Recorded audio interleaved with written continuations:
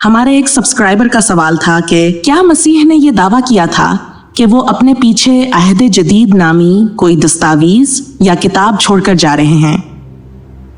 ये सवाल न सिर्फ मजहबी बहसों में बल्कि तारीख के मुताले में बहुत मायने रखता है। तो आज हम इस बहस को बहुत दिलचस्प अंदाज में पेश करेंगे। आइए पहले अहद जदीद का थोड़ा तारुफ करते हैं। अहद जदीद मसीही किताबों का वो मजमुआ है जो बुनियादी तौर पर यसुआ मसीह की ज़िंदगी, तालीमात और उनके पैरोकारों की कहानियों पर मुश्तमिल है।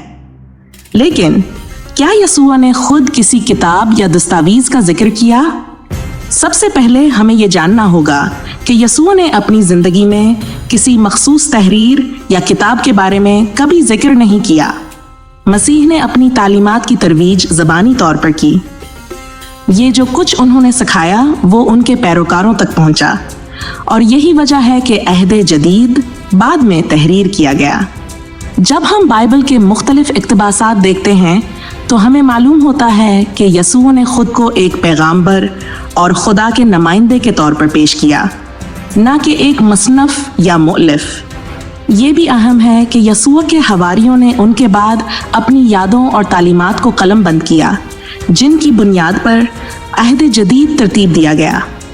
मसीह की वफ़ात के बाद उनके पैरोकारों ने अपनी यादें, वजाहतें और तजुर्बे जमा किए, जिन्हें हम आज अहद जदीद की शक्ल में जानते हैं। ये एक तारीखी अमल था जो कई दहाइयों तक जारी रहा।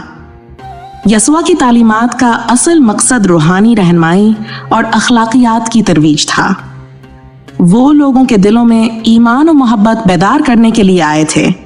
तो अगर हम ये सवाल करें कि क्या वो किसी किताब के बारे में जानते थे, ये सवाल आपको ये सोचने पर मजबूर करता है कि उनकी तालीमात का मकसद असलियत के साथ ज़्यादा ताल्लुक़ रखता था, बजाय इसके कि वो तहरीरी शक्ल में मुंतकिल हों।